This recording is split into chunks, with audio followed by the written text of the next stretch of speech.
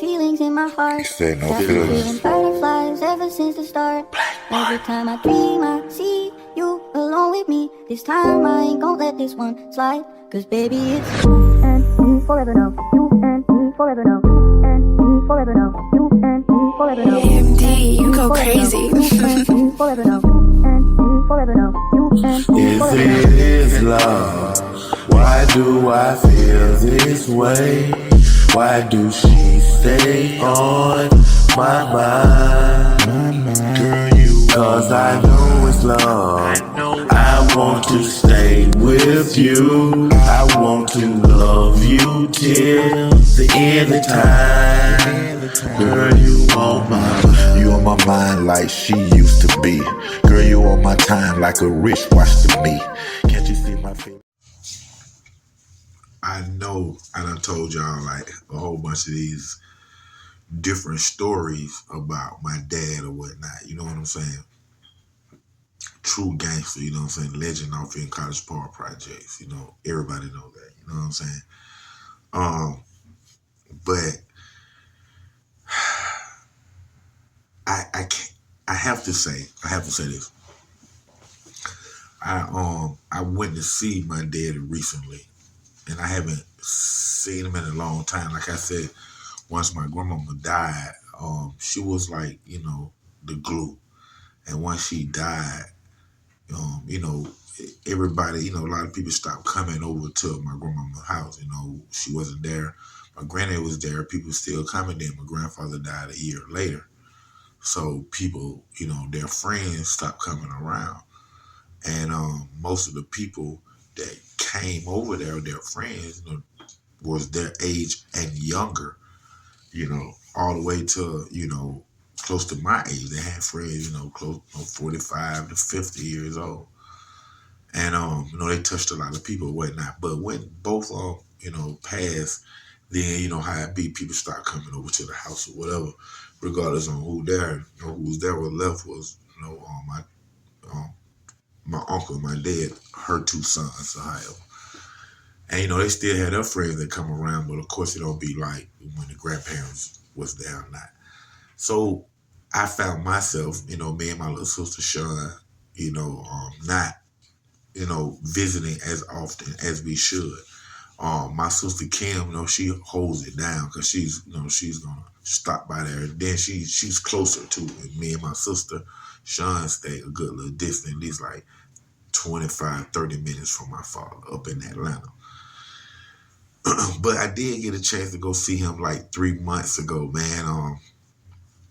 We was filming up at Row House. What's up, Row?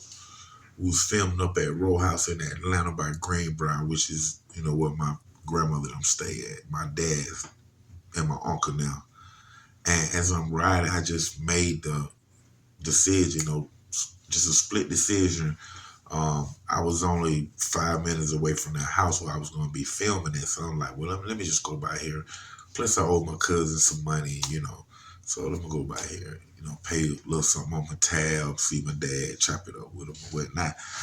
And we went, you know, I went over there and I seen him, man, which was a great day because we haven't, like I said, we haven't seen each other in at least a year. And, you know, we don't talk here and there rarely, but I haven't seen him in a long time. So it was nice to see him. My little sister was there, my younger sister, Kiana. You know what I'm saying? My sister Whitney stopped by, but she was in a rush. These my two youngest sisters. Big shouts out to my sister, Calandra. But like I say, it was a good day. My Aunt Stephanie was there. She was in town, and she really liked the overseer of the house. My grandmother's daughter and only daughter. But she doesn't stay in Georgia anymore. She moved out of town.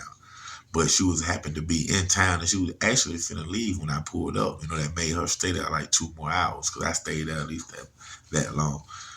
And I ended up telling my father about the YouTube page and, you know, what's going on with you guys. Because it's you guys, not me.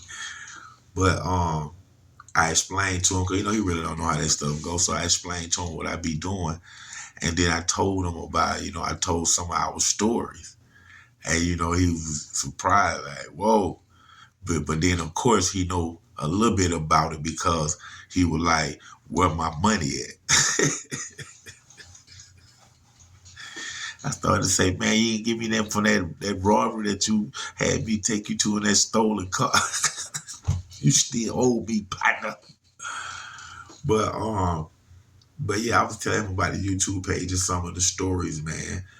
And what he said to me, man, I had to bring it to y'all this day. I've been contemplating, on it even being a story, but it is something that is going to be significant still in my life, 10 years, 15 years from now.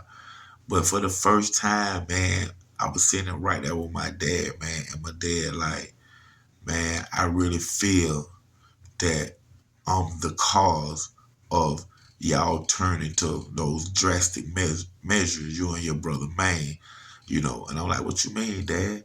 He was like, man, I started y'all into that robbery stuff, man. And, I wish I never started y'all into that robbery stuff. And I was like, wow, man, and that probably something that he had already thought about, you know what I'm saying? But Dad, if you ever look at his page, I should have told you then, but I was just in the moment at the time, you know what I'm saying? But you didn't start us on this robbery thing, man. Like I said, man, when I was young, I went from the stealing cars to the selling drugs on the block.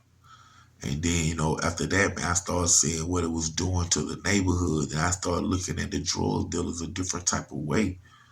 You know what I'm saying? So I started robbing the drug dealers. You know what I'm saying? Just straight up. If they the one had the money, what I'm trying to rob anybody else for. So I started robbing out of drug dealers.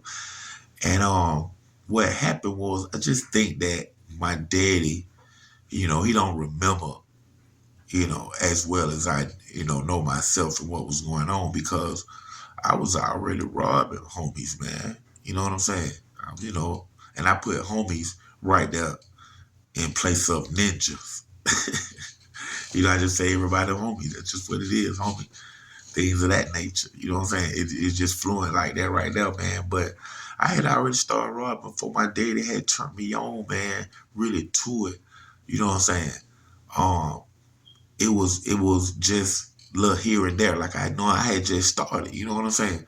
And my dad, I think that he got a whiff of what we was doing.